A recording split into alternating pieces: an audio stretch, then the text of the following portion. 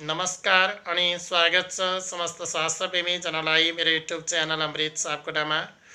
आजको यस श्रृङ्खलामा म हजुरहरू समक्ष श्रीमद् भागवत महापुराणको दशम स्कन्धको पूर्वार्ध अन्तर्गत अध्याय 1 को सारांश प्रस्तुत गर्न गइरहेको छु। श्री सुखदेव स्वामीले राजा प्रेक्षितलाई श्रीमद् भागवत महापुराण सुनाउँदै जाने क्रममा भन्नुहुन्छ, लौ त राजन, मैले हजुरलाई यो द्वादश स्कन्धले पूर्ण भएको श्रीमद् भागवत महापुराणका कथाहरू सुनाउँदै जाने क्रममा नवम स्कन्ध अन्तर्गतका सबै कथाहरू तपाईँलाई पान गराइसकेँ। अब दशम स्कन्धको प्रभार्दा सुरु हुन्छ। यसमा तपाईँले के सुन्ने चाहना व्यक्त गर्नुहुन्छ बताइ बक्सियोस् भनेर सुखदेव स्वामीले राजा प्रेक्षित उपर सोधेपछि राजा प्रेक्षित भन्नुहुन्छ, सुखदेव स्वामी, तपाईँका मुखार बिन्दुबाट मैले श्रीमद् भागवत महापुराणका कथाहरू पान गर्दै आएको छु, रसामृतहरू ग्रहण गर्दै आएको छु। अबको क्रममा भने दशम स्कन्ध अन्तर्गत रहेर मैले तपाईँसँग यो सुन्ने इच्छा छ कि सबैभन्दा पहिला मथुरा कसको राजधानी थियो अनि कंस कसरी राजा भयो, यो कहानी मलाई बताइ बक्सियोस् भनेपछि सुखदेव स्वामी भन्नुहुन्छ, राजन, मथुरा भनेको यदुवंशी राजाहरूको राजधानी सहर हो। कुनै एक समयको कुरा थियो, वसुदेवले देवकीलाई विवाह गरिसके। अत्यन्तै तामझामका साथ वसुदेव र देवकीको विवाह भयो। साराका सारा श्रद्धालु अथवा निम्ताहरूलाई बोलाइएको थियो। चारैतिर देवकी र वसुदेवको विवाहको प्रशंसा चलिरहेको थियो। यसरी देवकीको र वसुदेवको प्रशंसा चलेको विवाह समापन भइसकेपछि, विवाह कर्म सकिसकेपछि उग्रसेनका छोरा कंसलाई जुन देवकी र वसुदेव चढेको रथ थियो त्यसलाई हाँक्न लगाइयो। अब वसुदेवले विवाह गरिसकेपछि आफ्नो श्रीमती देवकीलाई लिएर आफ्नो राजधानी सहर त फर्किनै पर्यो। यसरी देवकीलाई लिएर वसुदेव घर फर्कने क्रममा उनीहरू चढेको देवकी र वसुदेव चढेको रथलाई उग्रसेनका छोरा कंसलाई हाँक्न लगाइयो र उग्रसेनका छोरा कंसले रथ हाँक्न थाले। अन्य सारा जन्तीहरू लाभा लस्करहरूलाई अन्य रथमा चढाइयो। अन्य व्यक्तिहरूले यथा व्यक्तिहरूले चढाउँदै आए। यसरी बाटोमा अत्यन्तै प्यारका साथ, अत्यन्तै तामझामका साथ, अत्यन्तै खुसियालीका साथ देवकी र वसुदेवको विवाहको रथ हाँकिरहेको थियो। बाटोमा साराका सारा व्यक्तिहरू निक्लेर वसुदेव र देवकीलाई हेर्दै थिए, किनभने आज पनि बाटोमा कहीँ दुल्हा र दुलहीलाई लिएर हिँडेको छ भने सबैले बाटोमा निक्लेर हतपत गर्दै, कोहीले केटाकेटी हातमा च्याप्दै, जुठै हात भए पनि, केही कामलाई छोडेर भए पनि, अत्यन्तै तुरीको काम रहेछ भने पनि त्यसलाई रोकिएर यसो वरवधुतिर कस्ता रहेछन्, कहाँका रहेछन् भनेर हेर्ने चलन आज पनि छ भने त्यो बेलामा पनि थियो। साराका सारा मानिसहरू बाहिर निक्लेर देवकी र वसुदेवलाई हेर्न थाले। यता उग्रसेनका छोरा कंसले देवकी र वसुदेवको रथलाई हाँकिरहेका थिए र बाटोमा आउने क्रममा अत्यन्तै प्यारका साथ, अत्यन्तै सौहार्दपूर्ण तरिकाले देवकी र वसुदेवको रथ कंसले हाँकेका थिए। बाटोमा एउटा आकाशवाणी सुनिन्छ कि, ए उग्रसेनका छोरा कंस, आज तिमीले जुन रथ हाँकेर जुन वर र वधुलाई अथवा देवकी र वसुदेवलाई लिएर आएका छौ, तिनको 8औं गर्भबाट तिम्रो अनिष्ट हुनेछ, तिम्रो मृत्यु हुनेछ भन्ने आकाशवाणी सुनियो। ओहो, कंसलाई त साह्रै आश्चर्य भयो। यस्तो प्यारको साथ, यस्तो तामधामका साथ मैले हाँकेर हिँडिरहेको छु, यसको 8औं गर्भबाट म नै मर्नुपर्ने, यो त अचम्मको कुरा छ नि भन्यो।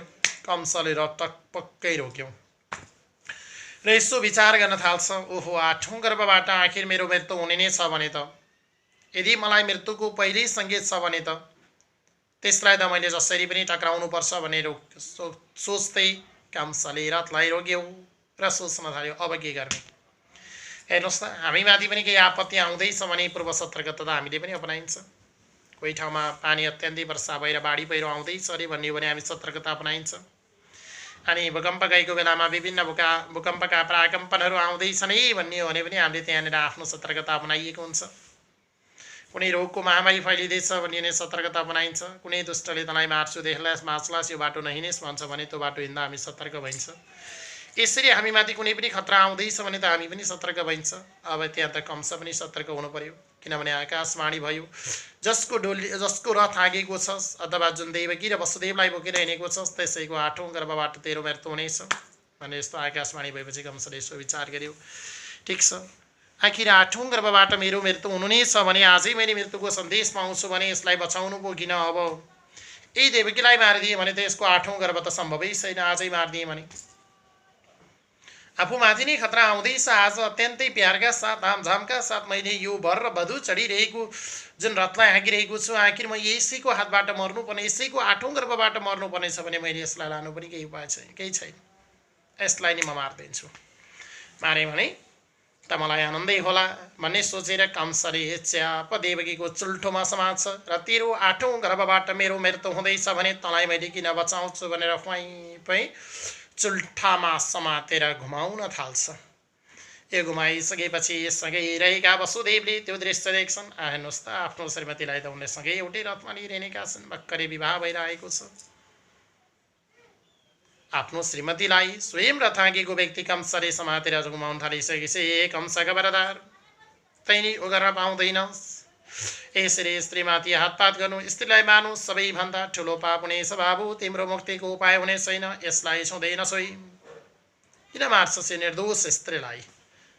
आखिर तँलाई डर भनेको त आठौँ गर्भको रहेछ भने एउटा पनि गर्भ बसेको छैन, मैले घरमा ल्याएर पनि अन्माएको छैन भने मेरी श्रीमती मार्ने त कहोस् भन्न थाल्छन् वसुदेव। अनि वसुदेवले भन्दा पनि मान्दैन, प्रभु, मलाई हट नगरी बस्योस्, मैले यसलाई रहन दिँदिनँ। किनभने यसलाई बचाए भने यसका आठौँ गर्भ कसरी आउनेछन्, कसरी आउनेछन्? पाउँदै जाँदा 10-12 वर्षमै तिमीले आठै गर्भ जन्माइदियो भने मेरो आयु भनेको त 10-12 वर्षको मात्रै हुनेछ। आजै म मर्ने खतरा छ भने मैले यसलाई मास्न दिँदिनँ भन्छ। देवकीको चुल्ठामा समातेर आउँछ। देवकी त चिच्चाउन रुन कराउन पो थाल्छिन्। त्यसपछि वसुदेवले च्याप कंसको आश्रम आउँदै भन्छन्, दुष्ट कंस, यसलाई मार्नु जस्तो ठुलो पाप केही पनि छैन। ठिक छ, तमाथि यस्तो खतरा छ भने मैले जति बच्चाहरू हाम्रो कोखबाट जन्मिनेछन् अथवा जुन देवकीको गर्भबाट जति बच्चाहरूले जन्म लिनेछन् ती सबै बच्चा जन्मिसकेपछि त तिमीलाई ल्याएर दिनेछु। अनि पाल्नुपर्छ कि बार्नुपर्छ कि हुर्काउनुपर्छ कि फिर्ता गर्नुपर्छ, तै नै गर त दुष्ट। एउटा आठौँ गर्भका डरले गर्दा मेरो स्त्रीमाथि यो हातपात नगर भन्दै वसुदेवले सम्झाउनुहुन्छ। त्यस पछाडि कंस भन्छ, ल ठिक छ, त्यसो भने जति बच्चा जन्मिन्छन् तिमीले सट्टासट म भित्र लिए म तिमी लिएर आउनु, अनि मैले तिमीलाई पाल्नुपर्छ कि हुर्काउनुपर्छ कि अथवा तिमीलाई फिर्ता गर्नुपर्छ कि मार्नुपर्छ म जान्दछु, जे गर्नुपर्छ मै गर्छु, तिम्रो हक नै छैन नि भनेपछि वसुदेवले भन्छन्, सत्यनाश दर्दनाश। ठिक देख्छ, देवकीलाई केही हुन भएन, पछिका गर्भका कुरा जे गरौँला म ल्याइदिन्छु, त तिमी जे गर्लास् गर्लास् भनिसकेपछि कंसले देवकीलाई मार्न छाडिदियो। र त्यस पछाडि वसुदेव र देवकी आफ्नो दरबारमा पुग्छन्। यसरी आफ्नो दरबारमा गएर अत्यन्तै प्यारका साथ उनीहरू रहन्छन्। यता बच्चा जन्मिँदै जान्छन्, बच्चा जन्मिँदै जान्छन्। जति बच्चा जन्मिन्छन् वसुदेवले लाँदै त्यही कंसलाई निवेदन गर्छन्। रक्दो दुष्ट कंसले कुनै पनि बच्चाको प्रवाह नगरिकन ती भर्खरै 2-3 दिनमा जन्मेका ती चिचिला बच्चाहरूलाई पनि अत्यन्तै निर्दयी तरिकाले मार्दै जान्छ। यसरी वसुदेव र देवकीबाट जन्मेका 6वटा सन्तानको हत्या गर्छ कंसले। हेर्नुहोस्, दुष्ट कंस 6वटा छोराहरू मार्दै गयो। वसुदेव र देवकीको गर्भबाट 6वटा सन्तान जन्मिसके। जति जन्मिन्छन् वसुदेवले डराउँदै लान्छन् र निवेदन गर्छन् कंसलाई। कंसले च्याप समात्छ अनि मार्छ। दुष्ट कंस, हुन त उसलाई 8औँ गर्भको मात्रै डर थियो, अरू गर्भबाट त उसलाई केही पनि हुने थिएन, साधारण व्यक्ति जन्मिरहेका थिए। तर 8औँ गर्भका डरले उसले यत्रोबाटै मार्दै गयो। दुष्टले 6वटा सन्तान खायो। हेर्नुहोस् कति दुष्ट रहेछ। 6वटा त्यस्ता जिजिला त्यस्ता बच्चा चेचेर चुचु गरेका, जो मार्न लागेको हो कि दुध खुवाउन लागेको हो कि बचाउन लागेको थाहा नपाउने अवस्थाका ती निर्दोष 6वटा बच्चालाई मार्यो पापी कंसले। त्यस पछाडि उसका बाबु उग्रसेन आएर सम्झाउँदै भन्छन्, बाबु कंस, तैँले ठुलो अन्याय गर्दैछस्। देवकी र वसुदेवको गर्भमा रहेको 8औँ गर्भको मात्रै तँलाई डर हो भने आजै किन मार्छस् दुष्ट छोरा? तैँले त ठुलो गल्ती गरिस्। यसरी कुनै पनि सन्तानको नष्ट गर्नु हुँदैन बाबु। देवकी र वसुदेवको गर्भमा जन्म लिएका ती 6वटा निर्दोष बच्चाको के हालत बनाइस्, किन मारिस्? तँलाई कति पनि दया भएन? यस्तै दयाभाव नराखिकन त जन्मने बित्तिकै मैले मारिदिएको भए तैँले आज यो संसार देख्ने थिइस्। यो संसारमा तँलाई यस्तो मर्छु कि भन्ने डर हुन्थ्यो। तँलाई लाज लाग्दैन? अझै त मानव होइनस्, त दुष्ट, त कंस, त दुष्ट, त राक्षस भन्दै उग्रसेनले आफ्नो छोरा कंसलाई गाली गर्न हपार्न थाल्छन्। कंस त आखिर दुष्ट नि उसले भन्न थाल्यो, है तिमी पो पिण्ड खाने बेलाका भइसक्यो। उसले आफ्नो पिता उग्रसेनलाई भन्छ, तिमी पो पिण्ड खाने बेलाका भइसक्यो, उमरै पनि डर छैन, म त भर्खरैको लक्का जवान छु, मेरो त संसार छ नि, कति वर्ष बाँच्नु छ, कति वर्ष बाँच्नु छ। यसरी मैले कुनै पनि गर्भलाई मारिनँ भने देवकी र वसुदेवबाट 8औं गर्भ जन्मन्दा 12 वर्ष 13 वर्षमै जन्माइदिन्छन्। उनीहरू खतरा छन्, जन्माएका जन्माइछन् सन्तान। कुन सन्तान जोगाउँछन्, कुन सन्तान? 8औं गर्भको मलाई खतरा छ भने म सुरुबिटै मारिदिन्छु, तिमीलाई के चाहियो है भन्छ। बाउमाथि जाय लाग्छ। त्यसै उग्रसेन भन्छन्, तदुष्ट अपराधी, यो कदापि नगर, यस्ता निर्दोष बच्चालाई मार्नु होइन। तँलाई 8औं गर्भको डर छ भने 8औं गर्भसँग मात्रै सामना गर, किन मार्छ 7औं गर्भसम्म छोड्दी। तर 6वटा गर्भ मारिसकेपछि अब फिर्ता हुने अवस्था त छैन, त दुष्ट नै होस् भनेर कंसलाई उग्रसेनले सम्झाएपछि कंस साह्रै रिस उठ्छ कंसलाई र आफ्नै बाउमाथि जाय लाग्छ र उग्रसेनलाई गएर च्याप्प समात्छ। र त्यस पछाडि ए बुढा अझै बोल्छस्, अझै छोराका विरुद्धमा बोल्ने लाज लाग्दैन बुढा, त मेरै लागि पो शत्रु रहेछस्। देवकी र वसुदेवबाट जन्मेको 8औं गर्भ मेरा लागि शत्रु होइन, मेरा लागि त तनी पो शत्रु होस् भन्छ। आफ्ना पिता श्री उग्रसेनलाई समातेर लिएर जेलमा हाल्दिन्छ। हेर्नुहोस्, उग्रसेनलाई नि आफ्नै छोरा कंसले लिएर जेलमा हालिदियो। बाउको त माया छैन भने त्यसको अरूको सन्तानको के माया? त्यस्तो दुष्ट दुराचारी व्यक्ति छ।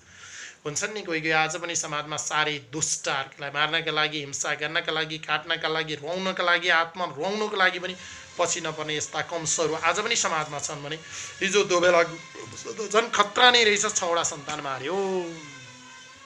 त्यस पछाडि आफ्ना पिता उग्रसेनलाई हिलाएर उसले जेलमा हालिदियो र आफू राजा बन्यो। ल हेर्नुहोस्, अब राजकाज सुरु भयो भन्दै सुखदेव स्वामीले राजा परीक्षितलाई सुनाउनुहुन्छ। जय बोलो श्रीमद् भागवत महापुराणको, जय बोलो श्रीमद् भागवत महापुराण 10औं स्कन्धको। ओम नमो भगवते वासुदेवाय।